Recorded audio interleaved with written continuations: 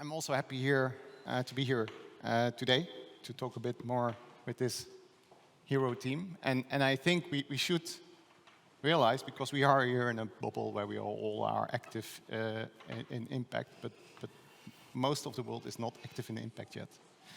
So I think it's beautiful to be here with you and have a dialogue about how we can accelerate and how we should accelerate startups and have the best learnings and practices.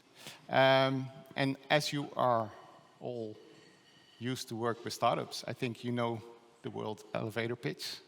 And then maybe it's good that not I or Richard will introduce you, but that you introduce your organization and yourself in just a brief moment.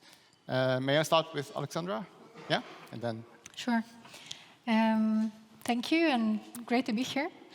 I am Alexandra, as you know. I'm the head of portfolio at Startup Wise Guys, and recently invited as a general partner to our new fund. I work with startups soon to be 7 years, not too long, but not too little anymore. I started my career, I'm from Ukraine, and I started from Ukraine, from my local market, as I like to say, it's an all-in-one platform for a small angel group, where I was doing everything starting from business development to scouting startups and analyzing the deals to prepare the deals for our partners to invest in. And in Wise Guys, I joined almost 4 years ago. I worked as a managing director first with a few acceleration programs. I ran 6 of those personally, which means it's 60 startups. I was a part of the development from 20 countries, and now as a head of portfolio, I have to take care of 250 startups that we have as our portfolio now from more than 40 countries, which is quite a big challenge. And I think what is important to understand or to know about me is that for me, the returning point to start working with startups was when I saw them first time ever in my life, like that was 7 years ago. And first time I understood that there are people, entrepreneurs, who actually are motivated to change the world. And that because before that I was working in the corporate world, and I kind of saw people working from 9 to 6, you know, like very much separating the world from the passion that they had in life. So, and then when sustainability and impact came to our company, to our accelerator, I think that was also I think we are all aligned, and many of you already said that there's no better way kind of to direct our impact and help rather than to early stage companies that actually can change the world for the better. And probably this is something that was also a turning point for us a few years ago when we decided to go into this direction. As of now, to summarize, we invest up to 250K in as early stage companies as possible with early traction from anywhere in the world, but focusing on underserved markets because we tend to influence and make the change through entrepreneurship in those markets. And if I'm correct, you just announced your 6th exit? Yes, that's congratulations on that. good place to be. So basically 2 days ago, Pinterest bought our new recent investment from the recent fund, Watchy, which is our recent exit and number 6 in general. Yep. Perfect. Congratulations. Søren, so much. Thank you that you would be here last minute. That's my pleasure. Maybe you can introduce yourself and Katapult a bit more? I'm happy to. Yeah, So I'm standing in, as you say, Andy, for Nina, who couldn't be here today. So I won't pretend to be her in any form or shape, but I think I represent Katapult. Katapult is an ecosystem of funds and sits alongside the Katapult Foundation, which is also focused on building ecosystem and building capacity in the impact space. And I think that resonates very deeply with me. That's also how I try to apply myself and spend my time working with people that I love and on things that I feel can have an outsized impact of what I can achieve on my own. So I think that's my main motivation at a personal level. I'm also focused on the fact that time is running out, so to speak. So I also want to try and use my own time and that of my peers on things that I again feel are meaningful and where there's a sense of urgency. So in some ways I feed on kind of entrepreneurs and founders that are driven by changing the system and also. Obviously coachable to the extent that they understand they need to work with others and in concert with a broader ecosystem. And I think that kind of segues into Katapult and the Katapult both foundation and the funds, but also the accelerators, which there are two main accelerators right now. Katapult Ocean, which is kind of a vertical accelerator focused on ocean technologies with an impact. And then there's Katapult Climate, which has a focus also on the climate side. And through those two, we've basically taken about 120 companies, early stage tech companies through. These are impact first type companies, so where impact is kind of ingrained from the get-go and not something that's bolted on. So that's very much part of our selection criteria and what we look at when we select the startups. And then we try to do that with a broader ecosystem of investors that identify themselves as impact investors, but also other partners like the ones here on stage. And to us, try because and build the we field. share the same impact officer and coach. Indeed. Yeah. Okay. Yeah. So it's all about kind of good people coming together and leveraging each other. So I think that's the spirit of Katapult. Yeah. Thank you, Thomas. Yeah. Thanks for inviting me also to this panel and to this event. Happy to be here. And I was inspired also by the quote beforehand from the CEO from Obama Foundation, who would talk about ethical leadership. Because to give a framework about BMW Foundation and Respond, first, Respond is a program by BMW Foundation, so a few sentences about BMW Foundation. So it's all about responsible leadership. So we believe in the power of networks and collaboration. And so the foundation has a network with 2,000 leaders globally, a super diverse setup from cross sectors, from policy, from corporates, from finance, etc. And we work with them really closely for systemic change. So a bigger picture topic and the whole framework are the SDGs. We heard that a lot. So that's the framework of the foundation work. So, and with that said, the foundation is a kind of complex organization, but decided 2 years ago to go in a more thematic approach. Then we decided in 2019, okay, what's a big lever for systemic change? And we thought entrepreneurs and startups are a really important lever for it. And so we built up an accelerator program in 2019, which we kicked off in 2020. So we're kind of a young program. We cannot talk about 250 startups or 150. So we have 20 alumni so far. We're kicking off our new cohort in January next year. So we accelerate 10 startups a year in a program which is 6 months, and the focus on coaching, mentoring with the leadership network we have in the backbone of the foundation. And the operations of the program is together with Unternehmertum. That's the biggest entrepreneurship center in Europe. And so we have the expertise in tech and business from them. And we bring in the aspect of impact, sustainability, and of course the leadership aspect. Because Respond is the first accelerator that really promotes responsive leadership and scales sustainable business models. So because we see leadership skilling in a startup when we talk about early stage or scale-ups. So it's really important lever because leadership is really needed, and we see the startup ecosystem, they are really growing fast and fast. The average founding age is, I think, 35 years, we saw in the Startup Monitor launch last week. And so there is a lack of leadership a lot when the startup's growing fast, and we're bringing responsive leadership as a strong topic. But how to build a company culture, how to deal with failure in a successful startup ecosystem. So a lot of topics we go into the accelerator with another focus. We come to that in a moment.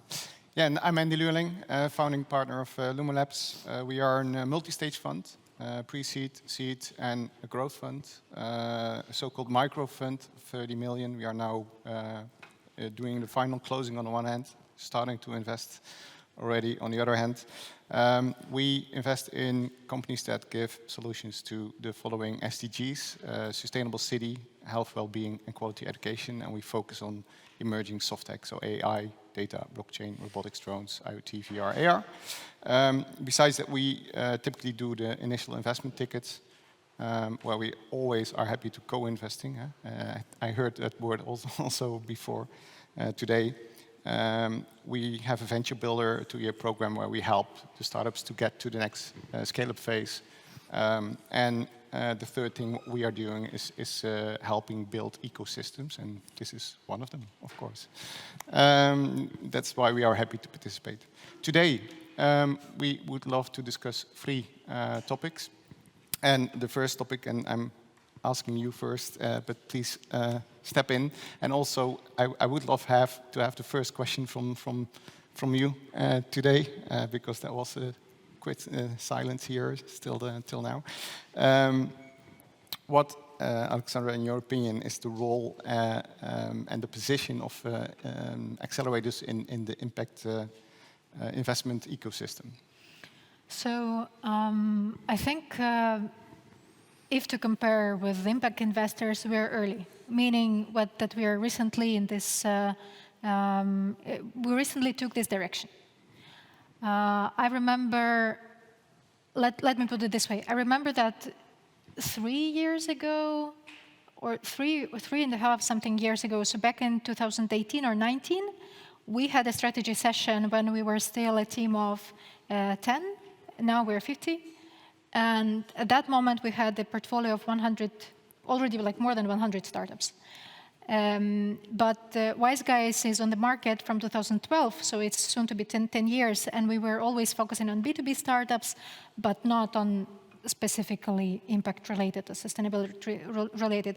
But then basically, back in 2019, we were on the strategy and looking at the fact that, A, we work with early-stage founders, meaning that sometimes they're first-time founders, sometimes they're like second-time founders. However, they're still early. Plus, our focus is on underserved markets, where there is a lack of funding, where there is a lack of education, and we're actually impacting young entrepreneurs, as a matter of fact. And back then, we kind of, and there was a strategy of investing in like just best B2B startups. And back then, we just discussed and asked within our, like that core team, if it's enough, or and it was already after SDG goals were announced, right? So we were already like, I don't know, 2 years after that. And we were discussing that we are already making an impact, helping young entrepreneurs. Can we do better? Is it enough for us? Do we want to make things, to change things differently, I don't know, to help them differently, to search for those who will impact the world as well? So that was kind of a strategic decision that was made. However, there was no actions as official actions that we could take back then. And then, of course, COVID helped a lot to speed up things.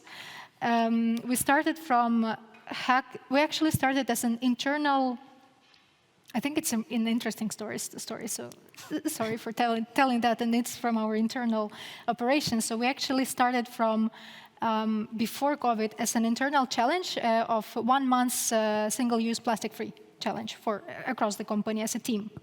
So we were supporting each other as a team, sharing tips on how to avoid that, how to replace things, how to, I don't know, make it differently, how to change the habits. People with kids were sharing challenges that, for example, the kid wants to buy a balloon, and like it's not recyclable, so you have to say no to a kid. So there was a whole like movement happening inside the company for 1 month, and that helped us as a team to realize that, well, it's impossible to avoid plastic, actually, even if you really put it as a goal. And that also like brought us as a team on the same level, of the same page of understanding of the challenges that we have in the world. Then the COVID started. We started the movement of course not the only ones, but as a partners at Hack the Crisis movement when the COVID hit. And then last year we started our first sustainability-related batch. Now we are scaling to Denmark, and we will run the second sustainability batch in Copenhagen with our partners, who is Richard as well. We're happy to have him as a partner. But what I'm saying is that we started small, and we started as a first step of implementing, thanks to Richard, introducing impact business modeling to startups. And as a next step, I think also as a realization, we came to a conclusion that now we must introduce at least this thinking model and education to across all the portfolio, and this is one of the challenges that we have, because not all of them are related to sustainability. But what we can do is, A, to start to change the investment criteria and to start looking into more sustainable companies from day one. But B, we can also educate across the whole portfolio startups that have no clue what is it, at least to help them to change the mindset and to start looking to that direction. And this is something that we will do in the upcoming year, probably, as a challenge. So also to you, Thomas and Søren, can we say that bringing impact into the DNA of the startup founders is one of the major roles of impact accelerators? Yeah, I can go on that. So, but we address already the startups in the beginning when we have our call for application. We want to see a systemic change approach. So we select the startups in a long process where we see, okay, what's really your impact? But it's important when you talk about early stage startups, they developing so fast, and it's really important to scale also next to the business model, the impact model. And we heard about impact management projects beforehand. We work with impact management project as a standardization impact management measurement tool.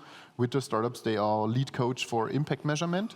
So we want to give them a really high measurement standard beforehand. So I think, yes, it's super important to develop also the impact model, and to don't forget about the DNA, because we see also a lot of conventional VCs going into the startup business, talk about, oh, cool, sustainable startups.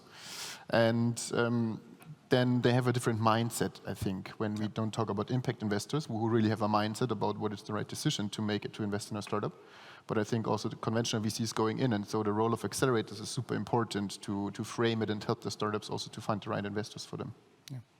And Søren, maybe a question to you. How can we then make sure, because I think that's a very valid point, we are accelerators, we are early stage investors over here, but then they have to move on to the next step and to the next investors. And at this point, of course, it would be beautiful if more and more people will, and organizations and funds will be impact driven or social impact funds. It's not all and every time the case. How can we secure that if we put it in the DNA, that also in the later stage, the impact will continue in such companies?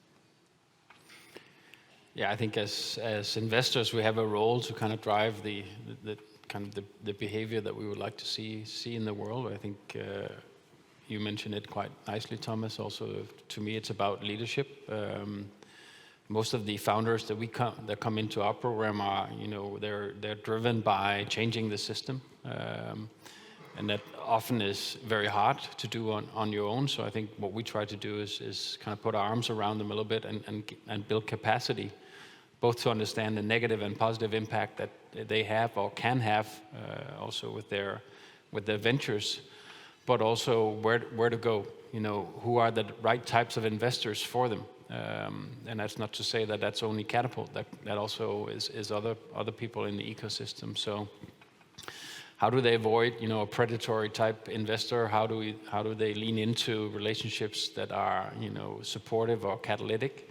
And how can we support in that? So I think we see our role as not just as an accelerator, but also in building out the field and curating the field to some extent, so that it's a little bit of a safer space for the founders or the ventures as they go out and raise other rounds and so forth. So I think that's part of what we can offer, and I think that's also where we as a community need to come together and support. And so you also learn them to say no to good offer of an VC, which might be. I think right now there are a lot of founders that are building, meaningful ventures and say solving real problems are finding themselves that the issue is not capital. Capital is quite plentiful.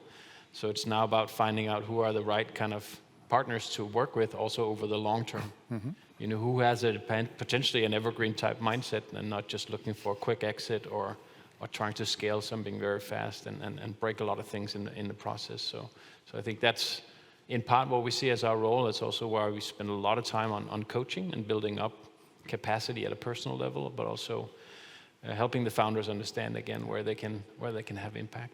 And as you mentioned, I think it's really important for us to help like expand the ecosystem and the network for them and to introduce them. If I could go on with that, because it's a really important point, because last week there was also a publication from Handelsblatt in Germany, that's the biggest economic newspaper, and they're saying now it's changing, like the VCs have to pitch in front of the startups because there is a lot of capital now and they're looking for innovation. So I think it's a really crucial point to bring in also the topics we work on in the ecosystem building and leadership and talk about sustainability and real impact, to train and educate also the VC ecosystem and also the corporate ecosystem, because there is also startups mostly looking for corporate connections more than to VC connections, because that's what in the end scale their business normally. So I see also a role as all accelerators, and we work really closely with Katapult on that, so to bring really accelerator ecosystems. So that's really, I think, a crucial point for accelerators. Yeah, perfect. And also, of course, we always want to tell the success stories, but what are your major challenges working with the startup founders, and then especially in relation to impact? Plenty. We only have like half an hour, so. But in general, so there are two angles. One angle is that, as I mentioned, we recently took a new direction, and we're, as a company and as a team, we're learning how to take the impact direction, how to invest better, how to select startups better, how to find them better, and then how to help them better, obviously, because our core value is education, is the help with how to build a business. And in this case, one of the challenges is in general, so the program that we have is 5 months long, and since we're working with early stage startups, for them, they don't have resources, they don't have team, they don't have enough time to test and try out everything in their life. They have to sustain themselves, they have to find a way how to get the revenues so that they can last longer, so that they can at some point implement and be sure that they're making the world better, a better place in a way. So first thing is how to combine both things together when the startup founder doesn't have resources to tackle every single thing in their roadmap of the business growth. Second thing is, as I mentioned as well, so right now we have a large portfolio and we're investing in up to 50 companies per year, which is a lot, which means that they're scaling fast, which means that for us it's also important to keep the quality of help that we're giving to individual founders on scale with a growing number. And so we have solutions for that, but of course there's always room to improve. My personal challenge as a head of portfolio will be to implement impact measurement across the whole portfolio that we've invested over 10 years. And again, as I mentioned, there's not too many of them. It's like not everyone know what it is. Not everyone are aware why they need it. Because of course, if the startup founders are already in this topic, they understand and they see the growing pressure of the corporates, of the international organization, of the trends that they see, of the funds as well, that they will be looking for companies that have this impact connection and a statement as well. However, so as a KPI that we have now is that we want to make sure that 100%, if it's possible, of our portfolio companies starting 2022, so the new ones that we will invest in, will measure impact from day one as we invest in them, and at least 50% of our portfolio of all the years previously will start measuring that. I don't know if it is possible, because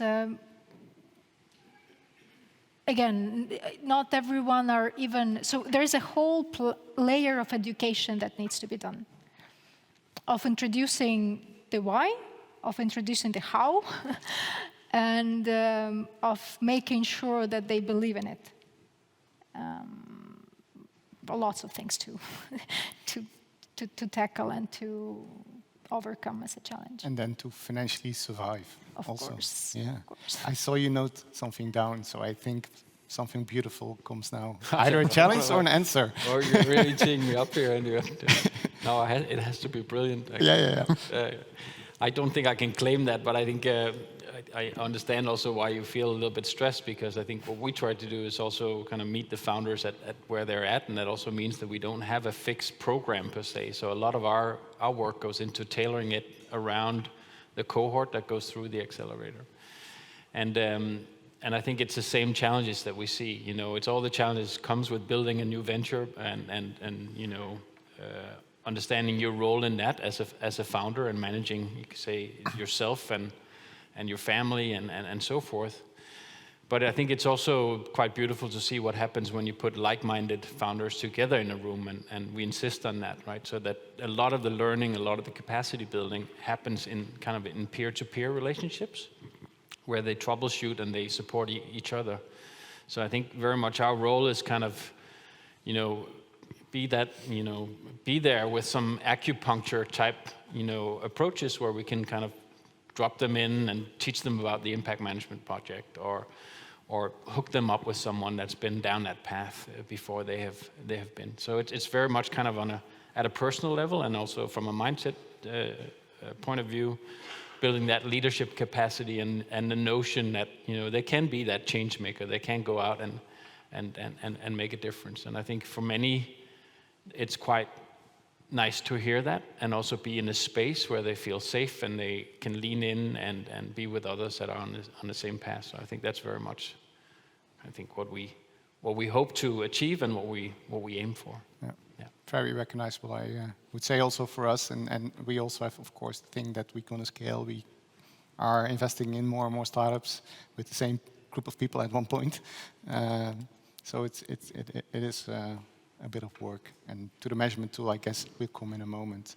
And I think if we are talking about accelerators and impact accelerators, we produce the next generation of impact startups, but we are not with too many accelerators at this point in the world which are focusing on impact. It's growing, though. And as mentioned, we are in this impact bubble, but how, and I would love to have you as a first one to respond to that, Thomas, please. How can we use accelerators as to accelerate the ripple effect of impact investment as a starting point? Maybe you can elaborate on that? Yeah, we have that little advantage that we have that 3 digits in our name, BMW, and that helps us a bit to enter also the mainstream world and the conventional world of corporates. So we have an easy access, and that's what helps the startups a lot. I think that if they need introductions to corporates, they don't have to start on a really low level and work themselves up. So we do on a partner level or C-level intro. So that helps the startups to accelerate also on that level, I think. And yeah, as I mentioned, it's super hard to accelerate the whole ecosystem, and we hope to give our startups a lot of opportunities also to present their content, because startups have a lot to tell. So we publish reports where we bring in our startups, so because they have really nice stories to tell, and they are super innovative in terms of what maybe can also influence the mainstream. So because what are innovations coming up? So we bring our startups to mainstream conferences, and we see they win every conference since 2 years. So we bring them to the Bits and Pretzels conference, that's next to Slush Web Summit, one of the biggest founders conferences in Europe. And they won 2 years in a row, a startup of our portfolio won the Bits and Pretzels award. We bring our startups to Falling Walls Summit in Berlin. That's a science-based summit where normally all the Stanford, Harvard, Oxford startups are coming up and presenting themselves. 2 years in a row, a startup of our cohort won the award. So, and that's the bridge to bringing our startups also in the mainstream world, that we see a lot of potential and a lot of cool feedback that we see from the award stuff and also the connections and how startups develop in terms of when we bring them into the conventional world, that there is a lot of opportunity for us as accelerators, of course, with the benefit of our name, to enter the world of the conventional side, so going out of the box. I think that's super important. Also, when we talk about policy, I think public funding is in the most interest for startups because it's a really low-hanging fruit and not a big deal for them and don't give equity away. So I think accelerators could play a more important role on that. We are not the best ones in that so far. That's really a challenge for us, but I think there's a lot of potential for other accelerators who have more the access to the European Union, what is now a big momentum, so, and other stuff. So I think we can have a crucial role in that to go outside of the box. Yeah. Katapult's very active also. Maybe you can elaborate a bit on how you approach this. Yeah, I think at a accelerator level, I think what we try to double down on by each venture is working with them on their theory of change. So really going deep on understanding on where is it that we can support in accelerating them so that they can have an outsized outcome that's positive. So it's not so much about just accelerating the venture per se, it's accelerating the outcome that venture is trying to solve for.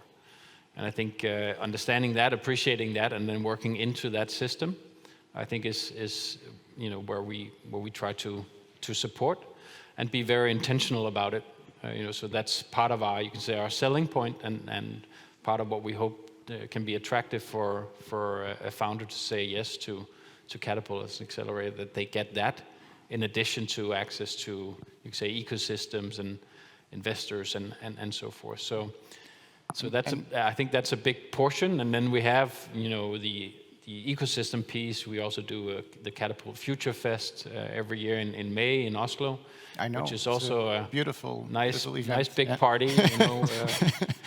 So I think there's that community piece again. Helping the founders connect with other founders, connect to other like-minded, be it investors and others, and understanding where they can apply themselves. And I believe if I look at our investors in our fund, we only have one really impact-focused investors and as SLP in our fund. The rest is like they are normal investors, family offices, etc., etc. And I believe with you it's the same, that Britta also coaches some of the investors in the Katapult fund. I think we found that if we don't help that investor community grow and build that capacity on the investor side and help organize it also, then it's not gonna happen. So in the foundation, we run what's called Nordic Impact Investment Network, and the sole purpose of that is to connect investors, and then we run an academy to help them kind of understand what their role can be from an impact investor point of view and so forth, and then bring them together with the founders. I guess we want Germany and the Netherlands to be in Nordic countries by now. No? Yes. You're always welcome. Maybe you can tell a bit about this, the ripple effect you try to accomplish with Startup Wise Guys. I think, I think everyone are in this room or in the VC world are aligned, because the best thing that investors can bring to founders is the network, is the connections. Of course, the advice as well and the help, but basically the connections is something that makes a lot of sense. So for us, we have the community. So as there was the same as you mentioned, we have the community of founders. The community is now, I think, consists of 600 people, something. Again, coming back to the challenges is how to make this community self-served in a way, so that the level of peer-to-peer help is so high that they can help. That it's not only us who are helping the founders, but also each of the founder, because they're all brilliant people. They all have different experiences, different challenges, and they definitely can help each other. But then, coming back to the ripple effect, one of the things that we were discussing again on if it is enough to lead by example in a way. we're trying. So there is a number of founders that are serving as ambassadors in a way. And the good thing is that together with our strategy of working in underserved markets, those founders are selling by sharing their experience among the countries that don't have that yet access again to the funding, etc. Plus, they're giving back to the society, to the ecosystems that they're a part of. So there was a story that, so we're quite active in Ukraine. And there was a founder who was complaining that Ukraine as a country doesn't have governmental support, doesn't have, so for entrepreneurs, doesn't have, well, enough funding, doesn't have all the needed things that Nordic countries have, that Western European countries and that the US have. So again, like there's a lot of complaints, right? However, there was the whole discussion that you should not wait for the change coming from above, you should be the change yourself. And that founder started organizing meetups in his home market as a part of community building, as a part of sharing experience of how to help founders to become entrepreneurs, how to help them grow the business. There is still one of our portfolio companies that is actually also grew, so that's the Ukrainian founding company that was that got the funding through Finland, and like also working with the US, so there's a whole international connection. And they're still organizing the conferences for entrepreneurs in Ukraine, like helping early stage startups instead of the government, instead of the funds, instead of anyone else. They're the example themselves. So one thing that we are really trying to do is to bring the culture and values, to share the culture and values that we believe in, and show it to our founders that go through our program, how they can be a part of the community, how they can influence and impact other people's lives as well. So I hope that this is something that can help a lot. I hope that they, by seeing that they can make a difference, by other founders making a difference, this is something that potentially will bring back the investment from the mindset perspective. Yeah, personally, I totally believe in lead by example. That's the starting point. But then we need to build the ecosystem. If I then, Søren, may ask you, if we now look 5 to 10 years in the future, how do you see the role of and the position of accelerators evolve? Will it stay the same or will it dramatically change? I think accelerators serve a purpose, and I think it's, that purpose is obviously now and probably also in the future. Absolutely, it will change. I think we need to accelerate these solutions, and I think there's going to be a lot more focus on also again on outcomes. So what are you actually getting out of that? If time is of essence also for a founder, whether they apply themselves, how do they kind of spend their time in the right way and with the right people, also right accelerators. So I think there's going to be competition around. Are we still necessary? Because what I see is that all the youngsters, they have impact in the DNA already. Yeah, you could argue that it would be a nice success criteria to be obsolete over time. But I still feel that at least in Denmark there's a lot to be done in terms of encouraging people to apply themselves as entrepreneurs and start own businesses and solve problems that way. So I don't think we've really kind of cracked that fully, and I think there's still a lot of systemic issues that are not encouraging that. So I think we have a role as accelerators to kind of push the wider system, but also maintain a level of relevance, but also redefine the value that we create. And I think that starts also with looking at what does the system need, what does the founders need, and that need is going to change. And referring back to what you said, opening up the network, can we become as accelerators, impact accelerators, kind of a brand, impact proof or something? How do you look at that? Yeah, I'm kind of critical what happens in the next 5 years when we talk about sustainability also, because sustainability now, everyone is branded with sustainability. But when you look behind what it's behind the strategy of sustainability, it's somehow, yeah, we don't have to talk about that. So I think the role of like really systemic approach accelerators like us, it's really important to showcase, okay, what's the really innovations we need for a sustainable transformation? So I think it's even more important, the role of accelerators and also impact investors and the whole ecosystem who's supporting really impactful and impact-driven innovations to say, okay, that's best practice, what we need for a sustainable transformation, because regulations are too slow. We have European Green Deal and the Circular Economy Action Plan, but no startup knows how to get money out of that. So I think it's a lack of time where we have, so I think the transformation is needed, and I think in Germany we have the new elections, the new government now, and it's, yeah, it's a step, but you know, it's not enough for like the transformation we need till 2030 or 2035. So I think it's more important, yeah, as I said, the role of accelerators and impact investors to push more. Yeah. Okay, and then nice if we didn't have to talk about impact and sustainability and so forth exactly. in 5-10 years, right? That became kind of de facto or aligned with, you know, that's how you create value or that's how you solve, you know, a real problem. True. Then there will be new ones most likely, but okay. Ideally. And coming back to what Julia here said this morning, that there are like 150 kind of measurement tools. How important do you think that for also accelerators and that we compare at one point apples with apples?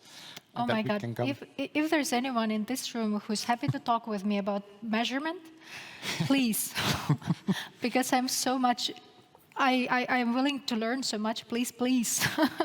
Because right now, of course, so there's all plenty of things. So there are startups that are pitching to us their solutions, how to implement the impact measurement. And there's like, and every single one is actually still early, because most of the startups are now yet in the, like there was no solutions as startups like 3 years ago that were implementing this. They're still somewhere on the same stage.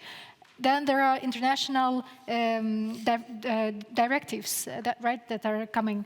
Then we were also thinking of, okay, we have to come up with our perfect solution that we will also unite the ecosystem under, because then we will help others, because everyone are struggling. So the answer is that, of course, it will be lovely to have. But right now, well, I don't have an answer, so we will try. So what we measure right now is, from day one, is the number of how much startups are giving, how many jobs they create, right? So this is something that can be scaled because everyone are from the different countries, from the different regions, from the different stages, but we definitely can see what is the impact in their ecosystems they create by creating a successful business, how many job positions they have. We're aiming to have 10,000 by 2025. Right now it's 1,200, 300. But we'll also scale again, of course, the number of portfolio companies. But then in general, I don't know. I realize it's hard. And maybe, Richard, that's for next year a central theme to come to a measurement tool or maybe an extra event post-COVID. We are almost to the end of this panel, and I believe lunch is next. Maybe there's one question, urgent question to one of the panelists at this point.